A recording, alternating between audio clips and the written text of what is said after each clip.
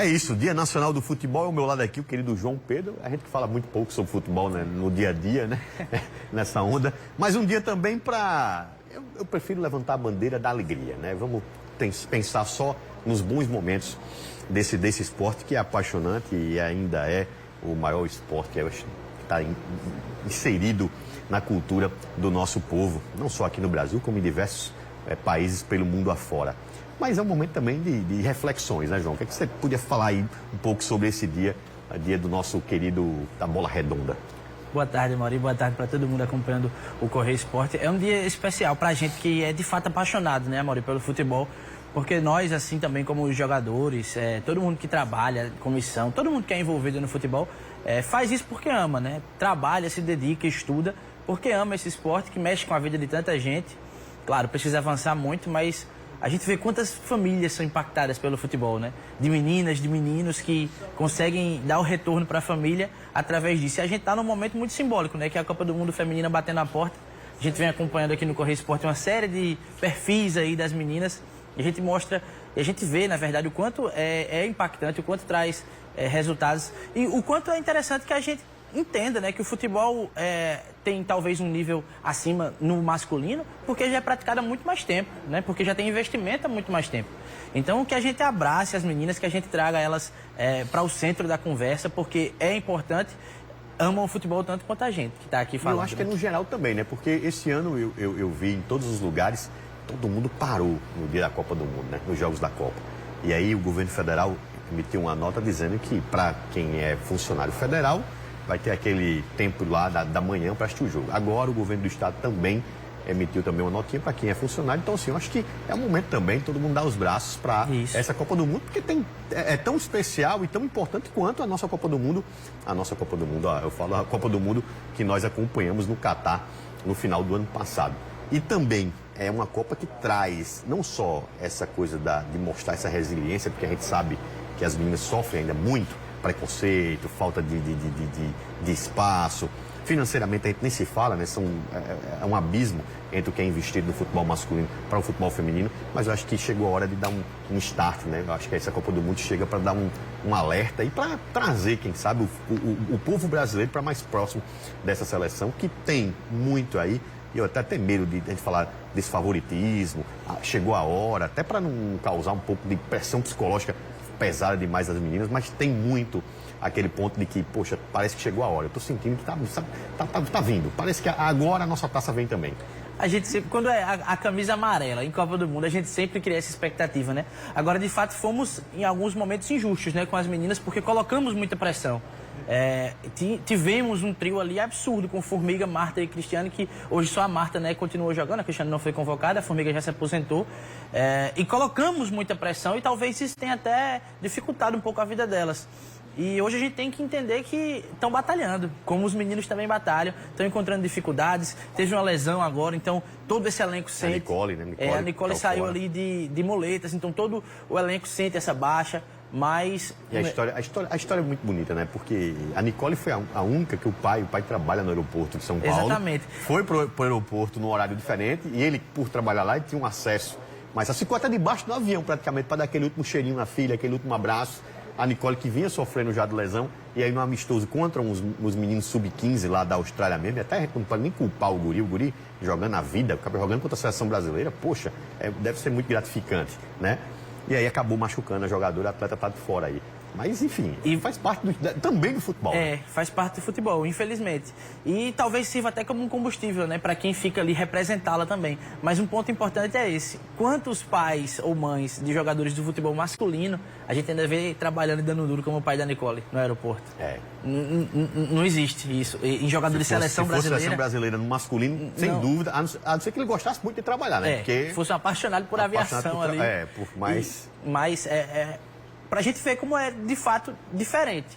Mas é algo que no mundo já tem um tratamento também diferente, né? A gente vê seleção inglesa, seleção holandesa, seleção francesa, australiana, como aí os meninos que você citou, sem falar da americana, canadense. É muito país entendendo que o futebol feminino tem e muito valor. Agrega muito, leva as meninas a praticarem futebol, enfim. O Brasil, que é o país do futebol, não pode pensar diferente, fora, né? Tem que participar, trazer essa corrente também, para que todo mundo possa viver esse esporte que é tão apaixonante, né, Mauri? Trazendo para a nossa realidade, que tem aí, a Paraíba ainda é a única federação do país, né, a federação de futebol do país, que tem uma mulher à frente, mas o nosso futebol, eu posso dizer que estamos aí no meio do ano ainda, né, mas quase agora mais próximo do fim do que de fato do meio, do início, mas é um ano em que a gente precisa fazer outras grandes reflexões. Nós temos aí os maiorais, por exemplo, já encerrados, né, sem competição nenhuma, né. Claro que o 13 uma outra perspectiva, né, numa visão mais para frente, de que a coisa que 2024 pode ser muito diferente, tem tudo para ser diferente. E o Campinense, não, o Campinense realmente fechando as portas esse ano e precisando se reestruturar. O Botafogo nessa, vai, não vai, é o jogo que um jogo empata, outro jogo perde, uma vitória no sufoco. Enfim, no nosso futebol profissional, porque se a gente for abranger aí os outros amador, não sei o que, a gente tem muita coisa para falar, não daria para falar num programa todo. Mas a gente ainda tem um 2023 com muita interrogação, né, João? Tem sim. Eu acho que o resumo disso tudo, Amaury, é tratar o futebol profissionalmente. Quem resolve trabalhar com o futebol, quem decide, não, vou trabalhar com futebol, então tem que tratar isso profissionalmente. Tem que entender, tem que estudar, tem que se dedicar. É o que a gente estava falando no começo da conversa. Porque a gente vê o resultado aí com o Campinense. A gente vê como é difícil, porque Campinas só inverte a roda, né? O 13 estava sem calendário, agora vai ter calendário em 2024 e o Campinense vai ficar de fora. O Campinense que estava jogando a Série C com o Botafogo há 2 temporadas, a gente fazendo aqui a previsão para evitar o rebaixamento, depois de um bicampeonato estadual, agora vai ficar sem calendário. Então é muito difícil, porque a gente sabe que o investimento é pouco, mas a gente sabe que dá para fazer um bom trabalho. O Sertão está aí para mostrar isso. É isso que eu ia dizer. Em contrapartida, Nacional nós de temos Patos Nacional e e Souza. Cara, eu tô muito empolgado. Eu digo sério, eu acho que é a cadeira, viu? Sentou aqui, o cara fica meio empolgado, né? O Serginho, só pra falar, também o pessoal de casa, o Serginho já fez a cirurgia, já está em casa, tá com um joelho novo. Inclusive, já mandou botar o nome na peladinha da gente já pra setembro. Tá? Setembro já vai começar a jogar lá. Já tá na fisioterapia. Já tá na fisioterapia, começa amanhã já. O Serginho tá deu tudo certo na cirurgia, logo ele vai estar de volta. Mas voltando ao assunto, Nacional e o Souza vislumbram aí um final de ano muito bom. Faltam agora só 6 rodadas, tirando essa última rodada que para os dois vai definir só ali a posição dentro da tabela de classificação, mas eu acho que pode ser grande, pelo menos aí antes do Botafogo, né? Porque se o Botafogo conseguir o acesso, vai jogar mais tempo, né?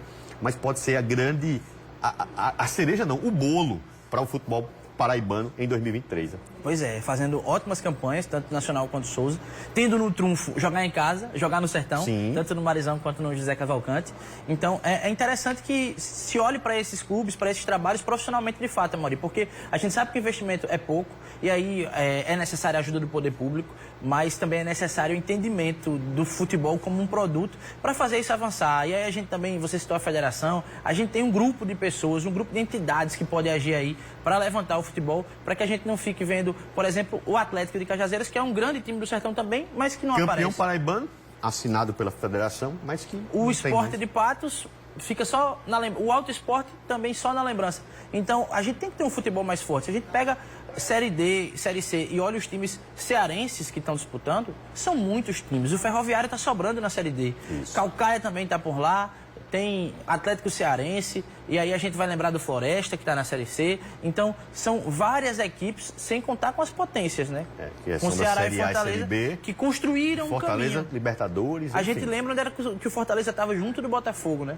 Então, é mirar esses bons exemplos, é entender. Claro, muitas vezes tem alguém que chega ali botando muito dinheiro, tem um investidor, mas a gente sabe que alguns times daqui também tem essas pessoas que bancam. Serra Branca, São Paulo Cristal, são times SAFs, né? Exatamente, é entender, e até dos grandes paraibanos, a gente sabe que sempre tem aquele benemérito ali que chega junto, enfim, é aproveitar isso, é usar de todo esse entendimento que se tem e desses bons exemplos aqui vizinhos para fazer o futebol paraibano crescer, porque tem torcida, tem muita gente apaixonada pelo futebol, né? E tem times de tradição. Então, basta tratar isso profissionalmente, acreditar, investir, trabalhar, se dedicar para que o futebol, a gente possa contar boas histórias, né, do futebol paraibano aqui. João, obrigado demais, que legal, é muito bom. Falar sobre futebol, a gente passa aqui dias e dias, horas e horas, porque o futebol realmente é apaixonante, é um esporte realmente maravilhoso. E que tenhamos aí o futebol paraibano dias melhores. Lembrando ainda que ainda nessa temporada nós temos segunda divisão, nós temos o Campeonato Paraibano Feminino, tem essa reta final do Sub-20, que pode definir aí muita coisa, né? Porque dá aí vaga para Copa do Nordeste, Campeonato Brasileiro, ou Campeonato Brasileiro não, a Copinha. A Copinha é quase um Campeonato Brasileiro, né? Um Campeonato Mundial, na verdade, né? Tem muita coisa pela frente aí, Copa do Brasil no ano que vem também, enfim, que a gente possa ter aí, que possamos ter definitivamente um 2023 bem melhor do que tivemos aí nesse primeiro semestre. E muito obrigado, meu querido. Precisando, viu? Só chamar que a gente vem. Falar de futebol é bom demais. Muito bom, que coisa boa.